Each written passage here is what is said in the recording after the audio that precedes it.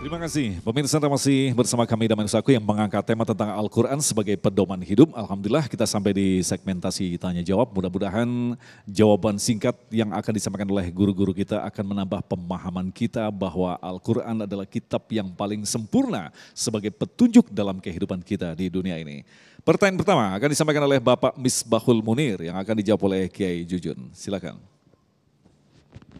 Bismillahirrahmanirrahim. Assalamualaikum warahmatullahi wabarakatuh. Nama saya Misbah, salah satu dewan guru di As-Salam ini, Pak Yai. Mohon penjelasan bagaimana memaknai dari hadis yang diriwayatkan oleh Siti Aisyah tentang kana Rasul khuluquhul Quran. Itu saja barangkali Ustaz. Terima kasih. Assalamualaikum warahmatullahi wabarakatuh. Warahmatullahi wabarakatuh. Silakan, Abah. Ya. Itu ada kaitannya dengan ayat Allah. Ya ayyuhan nabiyyu Ya ayyuhan nabiyyu inna arsalnaka syahida wa mubashshira wa nadhira wa da'iyan ila Allah biiznihi wa sirajan munira. Jadi hai Nabi, aku mengutus engkau itu untuk menjadi saksi. Nah, persaksian itu artinya bahwa Al-Quran itu sesungguhnya seluruhnya kalau mau sudah diamalkan seperti apa Al-Quran itu, maka lihat Rasulullah.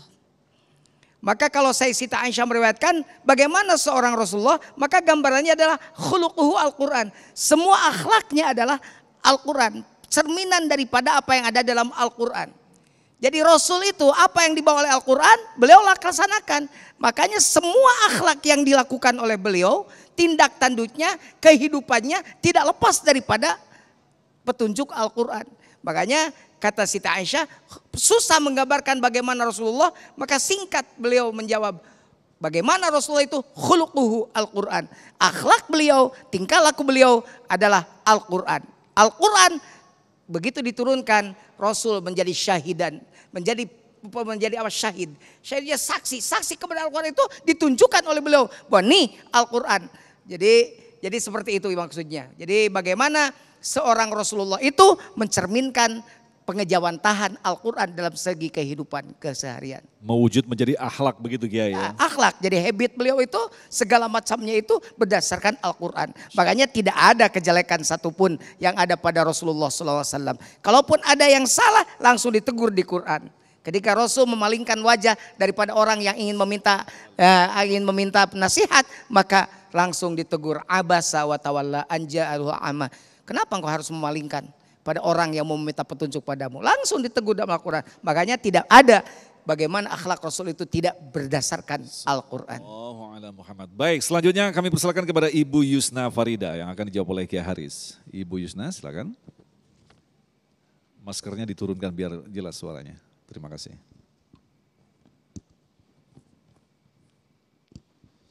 Bismillahirrahmanirrahim. Assalamualaikum warahmatullahi wabarakatuh. Saya Ibu Yusna Farida, komite dari SDIT As-Salam Kerangan. Suaranya bisa diperjelas lagi, agak keras. Saya Ibu Yusna Farida dari komite SDIT As-Salam Keranggan. Begini Pak Ustadz yang akan saya tanyakan, bagaimana atau cara mentadaburi dan mengamalkan Al-Quran tersebut supaya benar-benar memberikan syafaat dan manfaat di dunia kelak dan di akhirat. Terima kasih. Assalamualaikum warahmatullahi wabarakatuh. Waalaikumsalam warahmatullahi wabarakatuh. Silakan Kiai. Baik, terima kasih Ibu yang berbahagia. Mudah-mudahan saya yang menyampaikan dan saya juga orang yang rajin mengamalkannya. Amin ya rabbal alamin.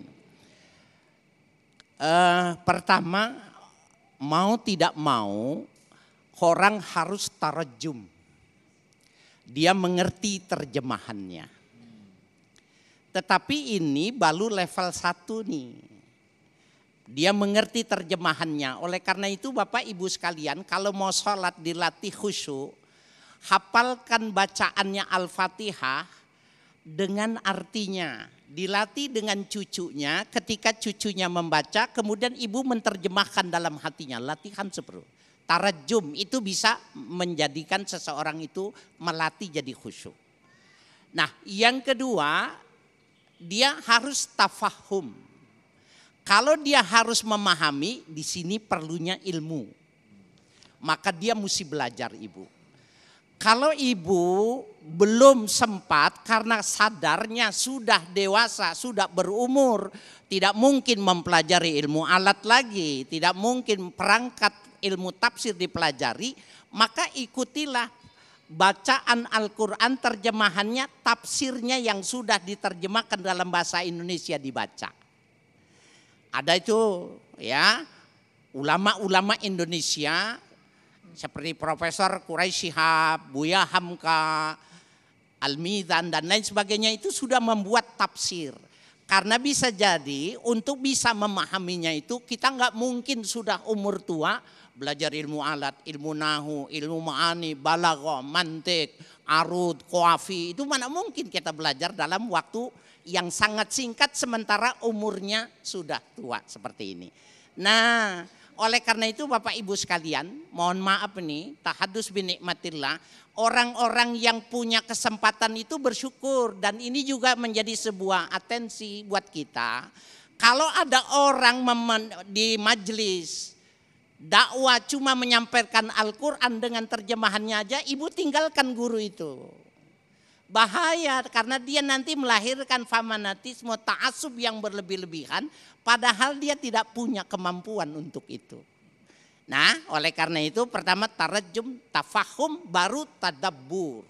Nah, untuk tadabbur itu ibarat orang yang berenang di lautan, tadabbur itu sudah masuk ke dalamnya. Fihi lu'lu.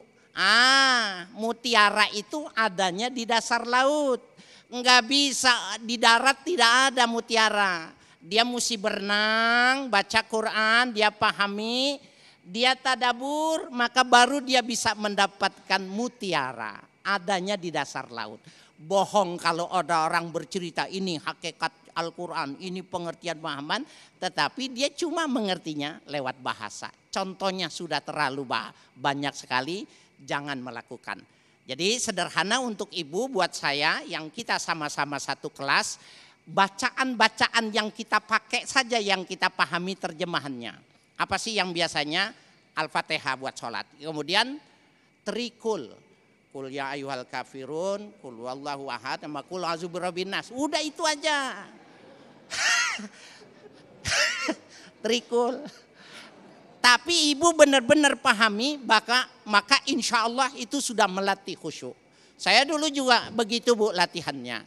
Punya anak latih itu. Alhamdulillahirabbil alamin. Kita terjemahkan. Dengan cara yang semacam itu, koneksitas yang diucapkan dengan yang hati dipahami, insya Allah kita. Walaupun belum sampai 100%, sekian persen sudah ada kebaikan-kebaikan. Menarik sekali nih berbicara tentang tadabur. Mungkin Kiai Jujun bisa menambahkan lagi. Ketika kita berbicara tadabur seperti yang dijelaskan Kiai Haris tadi, tadabur adalah memaknai secara dalam. Ini kan bagi orang-orang awam tidak akan bisa mencapai ini. Karena kenapa? Al-Quran ini diturunkan dalam bahasa Arab. Bagaimana mungkin kita menemukan kenikmatan dan makna Al-Quran sebelum kita mempelajari bahasa Arab, Kiai? Nah, ini bedanya Al-Quran dengan yang lain. Al-Quran itu jangankan ditadaburi baru dibaca pagi enak, dibaca siang enak, dibaca malam enak. Lagu dangdut pagi-pagi enak, siang belum tentu enak. Bener gak? Malam jam 1 belum tentu enak, tapi Quran dibaca kapan saja enak.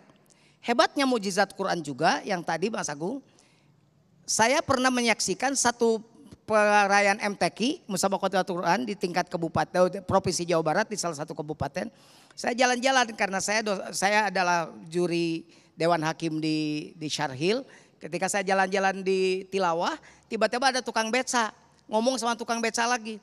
Salah tang ngaji teh, begitu salah tang ngaji teh. Saya sampai bengong. Wah, hebat berarti tukang beca ini bisa ngaji. Saya tanya, "Mang, amang hebat ngajinya bisa teu ngaji?" Henteu. Enggak bisa, tapi kenapa amang bisa salah? Saya juga tahu dia salah. Tapi kok hebat tukang baca. Saya pikir tukang baca itu tak tahu Al-Quran, ternyata dia tidak bisa. Kata dia ngomongnya begini, Al-Quran ada salah macam enggak enak ke telinganya juga. Luar biasa. Coba aja ibu belum bisa baca Quran nih. Dengerin orang yang baca Qurannya jelek. Pasti ibu enggak enak dengernya. Benar gak? Itu hebatnya Al-Quran. Jadi jangan menetadabur, membaca saja sudah luar biasa Al-Quran itu dibacanya itu. Nah, apalagi yang tadi bagaimana kata Mas Agung, kalau kita kan belum tentu mentadaburi itu. Kalau dengan cara tarojum dulu, tafahum dulu, sudah tua gimana? Belajarlah kepada orang-orang yang ahli ilmu Al-Qur'an. Ahli ya. Jangan yang tadi kata Kiai Haris yang cuma bisa terjemah. Ya, akhirnya nyalah-nyalahin orang karena pemahaman dia yang dangkal. Betul kata Kiai Haris, tidak ada dari Qur'annya. Kan sekarang banyak yang begitu. Enggak ada dari Qur'annya, enggak ada dari haditsnya. Kamu kalau mau cari kursi, jangan kursi jati, jangan ke kebun jati. Sampai mati pun kamu tidak akan mendapatkan kursi jati kalau nyarinya di kebun jati. Kalau mau kursi jati, datang ke Jepara, datang ke Mebel.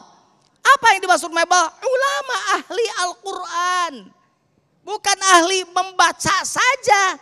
Oh jadi ustadz dia cuma menerjemahkan, akhirnya dia mengambil prinsip sendiri tanpa berdasarkan ilmu. Dia mengambil tafsir sendiri tanpa ilmu, akhirnya acak-acakan. Berbahaya, sampai ada yang keluar gitu kan. Di mana yang tadi itu yang diceritakan, mana di dalam Quran apakah ada perintah sholat 5 waktu. Itu kan terjemah dia, pemahaman dia, gak paham dia.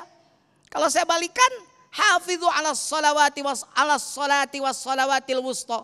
Saya tanya apa sholat wusta? Belum tentu dia bisa menjawab. Apa wusta di situ maksudnya?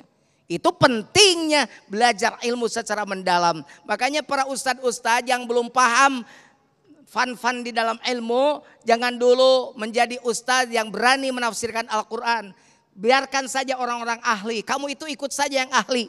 Jangan kamu bikin aliran sendiri karena pemahaman kamu. Nanti kamu sesat dan menyesatkan orang lain. Na'udzubillahi min dzalik. Ibu bagaimana caranya? Mas Agung tadi nanya. Ibu dan ikuti majelis yang ahli Al-Quran. Bukan majelis yang asal mengkaji Al-Quran. Padahal yang tadi hanya dari terjemahan saja. Bahaya itu. Bahaya sekali. Nanti menjadi aliran-aliran baru. Pengamal-pengamal baru yang seperti dekat dengan Al-Quran padahal dia menjauh dari Al-Quran. Nauzubillahi min dzalik. Nah Kiai mungkin pertanyaan dari orang awam nih, lantas bagaimanakah menentukan guru yang baik? Ini pasti pertanyaan ini harus dijawab karena memang banyak bertanya seperti ini Kiai. Subhanallah, kalau ditanya guru yang mana yang mesti kita ikuti, di dalam kitab yang lazim di pesantren-pesantren ya dibaca di majelis-majelis taklim, taklimul muta'allim. Kalau kita mau berguru, maka kita pindah rumah dulu. Umpamanya kita mau berguru ke Kiai Jujun. Ibu rumahnya di Citerep ya. Jual rumah ibu. Pindah ke Garut. Ngapain di rumah Garut? Ngintip Kiai Jujun. Lihat bagaimana Kiai Jujun kalau sholat 5 waktu. Bagaimana Kiai Jujun kalau ketika memberikan pelajaran. 2 bulan setelah kita pahami bahwa dia termasuk alim wal amil. Orang yang berilmu dan yang mengamalkan, baru datang izin kepada beliau belajar.